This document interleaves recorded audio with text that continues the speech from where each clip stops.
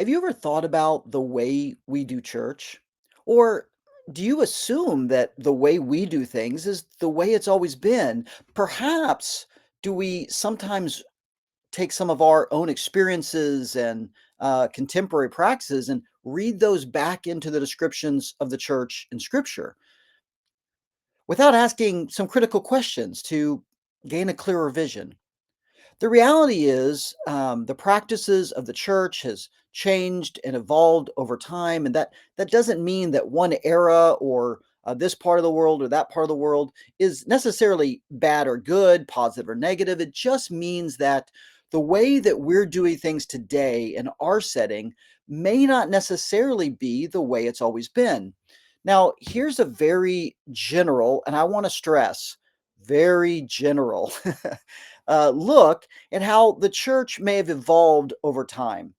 We have limited evidence, but from the evidence we do have, it looks very likely that the earliest church for the first couple centuries following Jesus' resurrection mostly met around table. Now, that doesn't mean there was never a public speaker. I mean, we have those records of like Paul coming into town and teaching the house churches that are gathered in a particular city to hear from him it doesn't mean that they never sung a hymn. We have those mentions in our New Testament. There was most likely some sort of music involved.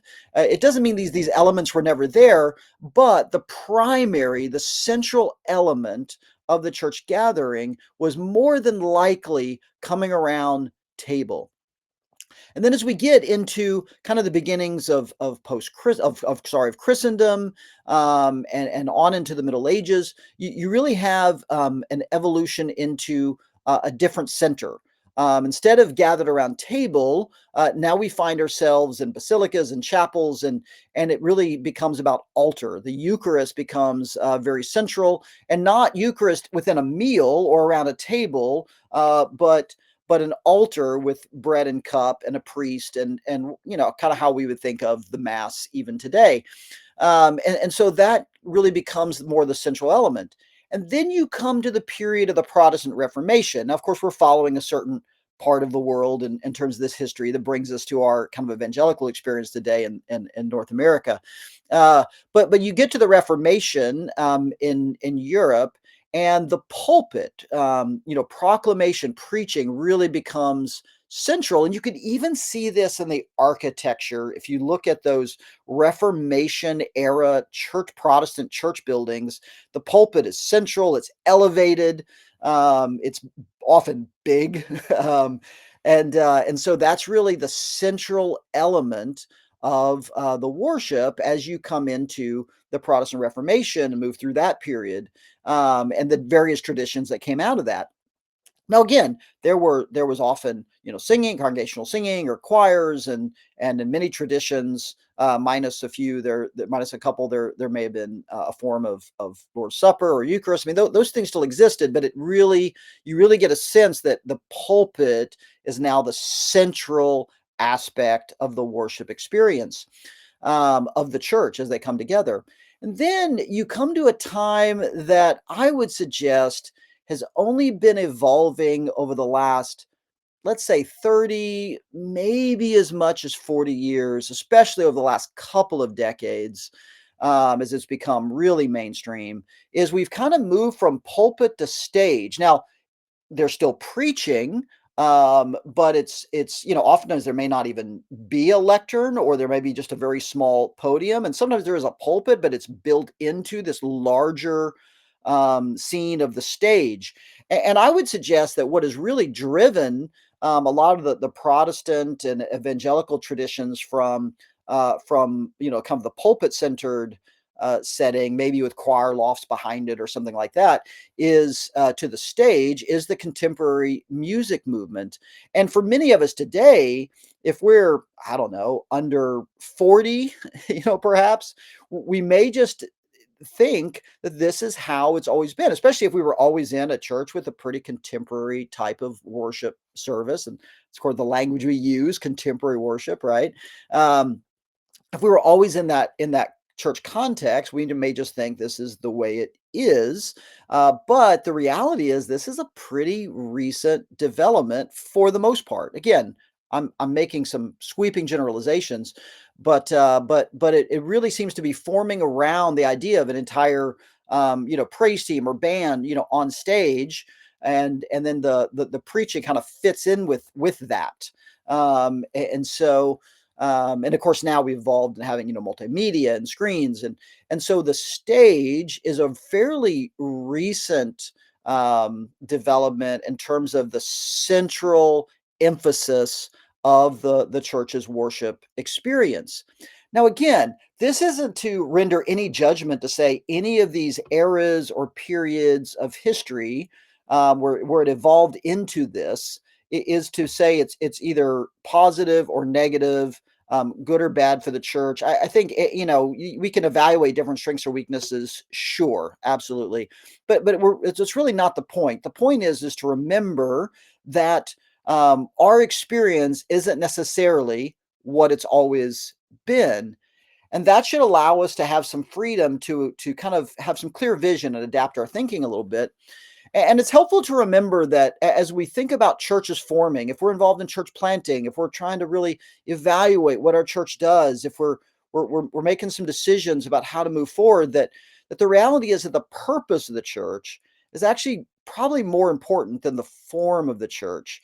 And the strongest, the most predominant description that we find over and over and over again in the New Testament when it talks about the church are the one another statements, that we're encouraging one another, we're spurring one another on to love and good deeds.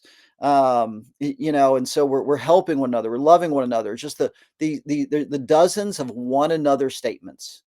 That there is a horizontal aspect to the nature of the church that sometimes we might miss if our whole experience is, sitting in a dark room with a performance on stage, and there being different lights, and cameras and everything going on around us, and that might kind of start to feel a little bit like an individual experience, and we might overlook in scripture that there is a strong horizontal element. In other words, the relating one to another, the one anothering that takes place. And that really is the predominant descriptions. Those are the predominant descriptions of the activity of the church during the time the New Testament is being put together. It's just all these passages about one another, that it's our participation together, it's our interaction with one another, it's encouraging one another, it's helping one another to live out this life of discipleship. And so it's helpful to remember there are that forms certainly will enhance certain purposes or might make it harder to accomplish certain purposes. But that the purpose is far more important than the form. And so we want to be about the purpose. And what I find is a lot of people often debate and kind of fight about and critique the form of church. And that is an important conversation as long as we are remembering that purpose is the most important thing. And if we understand that, then we can talk about what forms of church will help us to most accomplish those purposes. And in every form of church, there are purposes of the church those things can help with. Like if you're trying to cast vision for a movement of God, you're trying to teach maybe some technical aspects of scripture to a lot of people at once. Obviously, large assemblies can really help with that. If you're seeking to gather together a group of people to really develop strong accountability and relationships that can really, lift each other up, then obviously smaller groups, whether that's, maybe at tables in a larger room at individual tables, or whether that's gathering in homes and more of a house church type setting or micro church, but those are going to, that's a form that is going to help that kind of collaboration. But again, form doesn't come first. The purpose of the church should come first. And then we ask the question, what are the forms that help us move forward with this purpose? And so if we're gonna do that, if we're really gonna live into this idea of a community of faith, of church, then we really got to start at the right place. And first things first is following Jesus. We begin by saying, what does it look like to follow Jesus? What does Jesus call us to do? Who does Jesus call us to be? What does imitation of Christ, imitation of Jesus look like for me and for us? And we ask that question about what following Jesus looks like in a particular cultural context. We can't get away from that. All of us live in a context.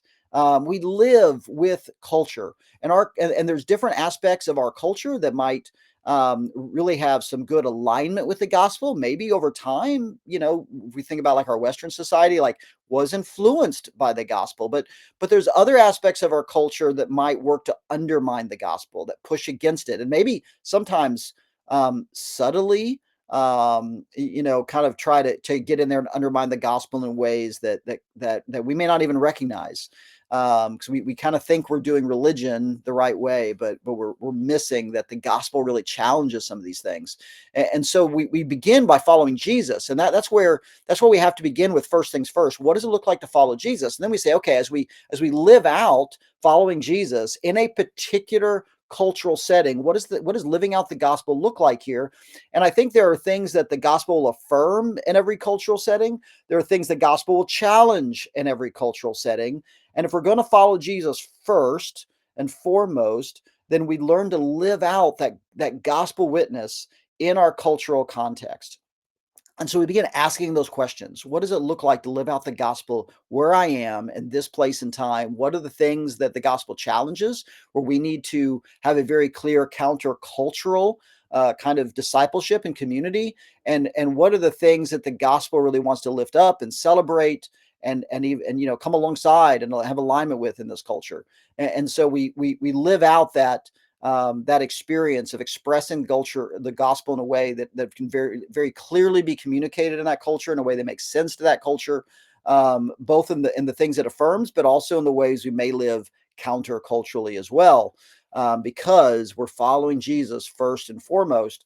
And as we follow Jesus, we learn to imitate him as people, and then we begin to say, how do we communicate the gospel clearly in this culture, and how do we live out expressions of the gospel in this culture that makes sense to the culture, that reflects the culture, that doesn't feel foreign in this place that we're in, and yet is still countercultural because it's following Jesus at the center.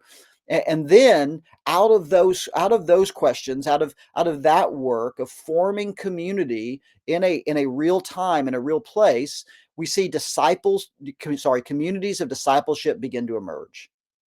So when we start talking about church and what it means to become a church, that really is what it's about. It's about following Jesus, and it's about following Jesus in a particular cultural context, and then seeing communities of discipleship come together. Not just simply, doing our religion, though their religious practices are fine, and that maybe ritual is part of our human experience, and those things are good. But at the end of the day, it is about being followers of Jesus, that we are living out our lives as living sacrifices, that we are worshiping Jesus with every step we take in our daily decisions and our attitude and how we live together, doing the one anothering of Jesus people.